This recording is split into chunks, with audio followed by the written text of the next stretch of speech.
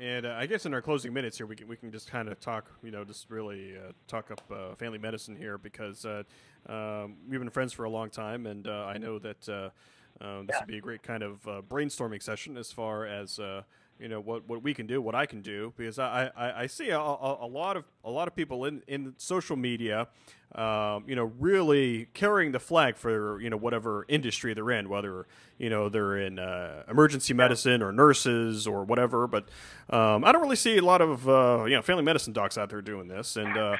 I was at a meeting last week, and as you know, it was a national Conference of Special Constituencies, our good friends at AAFP there, and just getting out there and talking with some of our colleagues, because family medicine is such a wide breadth of stories out there. There's not one way to do it. There's a lot of different ways to practice this family medicine, and there's got to be a way where we can share these stories with everybody, including the general public, and saying, hey, this is what we do, and I'm just trying to think of the best way to kind of do that. Yeah. Well, and I'm really excited. I've enjoyed, following your blog and following some of the podcasts, which I started doing more recently, and seeing some of your videos.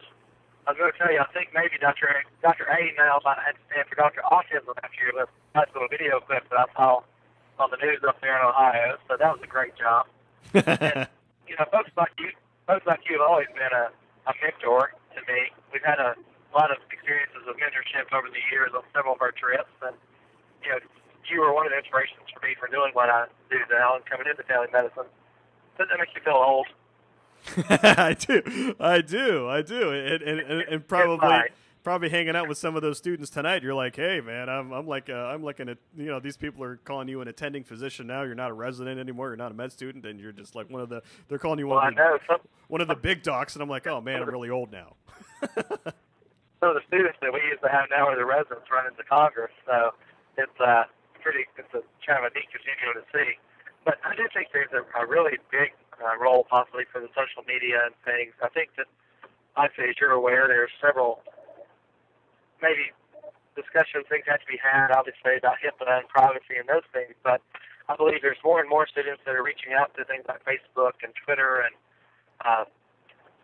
some of the other forums and the podcasts and iTunes. And I think it's a great way to reach out to some of those in a non-traditional way of the depth and the breadth of what you can do in family medicine and the great experiences you can have there. And, it's always folks like you that are on the cutting edge doing that and helps lead us in that way. So I'm really excited to see what the future holds in that regard. And we'll be interested in taking, I haven't had time really to do much of it myself, but it's certainly an interesting thing that I'd like to absolutely take a part of in the future as well. So I salute you for doing what you're doing.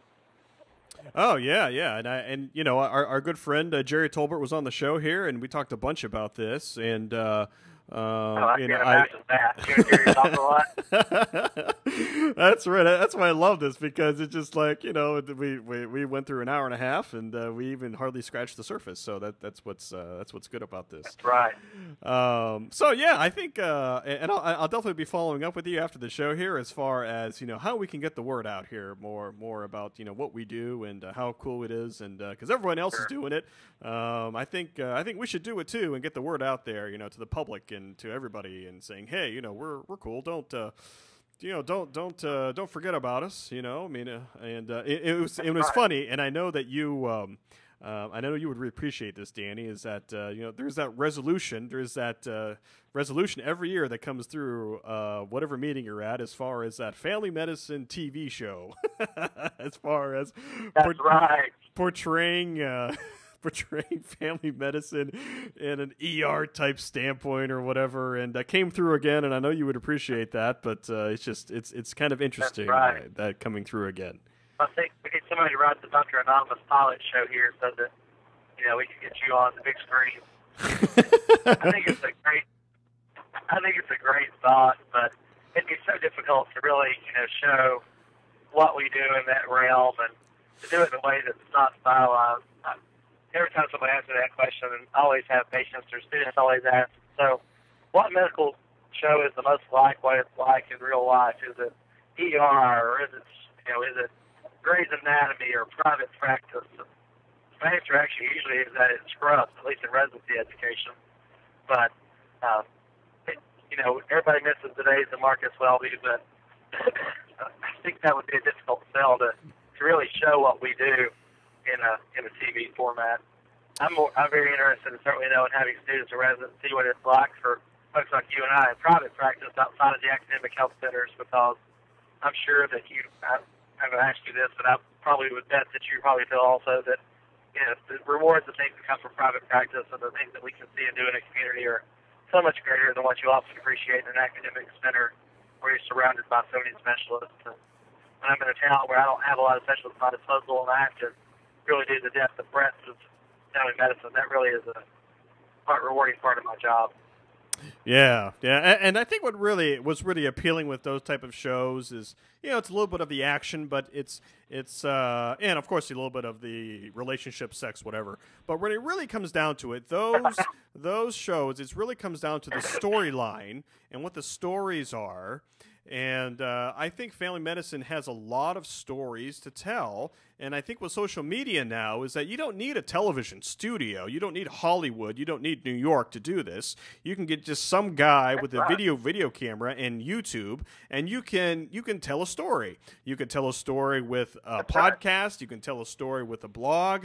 So, you know, you don't really need, you know, all this exposure. I mean, you know, a little viral video on YouTube can get 10 million hits, and that's better than any kind of TV show. So, I mean, I think that's really the angle. To get on TV.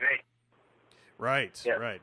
I agree, and I think that, you know, that maybe that there's a place for webisodes or, you know, academic centers to, you know, to do some of those things, or like you say, even folks like yourself to put up the podcast out there, spread the word of family medicine and everything that we do, and you know, it's a untapped resource I think that we really could reach out to. Maybe we could get out there to that resolution and actually just put a viral video on YouTube, talk about their day, and I bet you they could get a lot broader outreach than they could with the resolution. Yeah, exactly. I mean, it's just, you know, I mean, that's what we need to do. So, I mean, I don't know. I think I'll add that to my millions and millions of lists that I'm going to be doing. But I think that's something that we need to do and get that story out there. That'd be great. All right. So in our closing moments here, you know, Danny, I want to thank you for being on the show here. I want to thank you for sharing your story.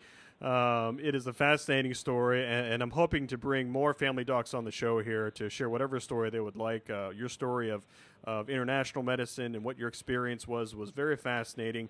You know, there's a lot of discussion in the chat room here, and I appreciate the questions from the chat room. I'm definitely going to bring you back. I'm definitely going to follow up with you because we have to carry the flag here for family medicine because if you and I don't do it, then no one else would do it. Well, I think that's right, and I do think, you know, no matter what your thoughts are on the healthcare reform and all the things that came out, I think there's still a huge amount of questions to be answered. I think it's going to require people like you and I and anyone else involved in family medicine to be involved, first of all, so that they can help to set some of that agenda. But I've really been somewhat inspired over the last few months to hear more and more talk about the importance of primary care as a cornerstone of medicine in this country, and particularly the importance of family medicine, because you and I know that we carry the brunt of primary care in this country, and I've been really inspired to hear some of the thoughts of the value that we bring to the system and those things, and as we continue to do that, we need more and more folks that are willing to follow that path and able to do that. So we need to be reaching out to the residents and the students and the college students that are going into medical school to make sure we get those stories out there. That's where I think things like your show are a great addition. I thank you so much for letting me come on. It's been a lot of fun. It's always good to talk to you.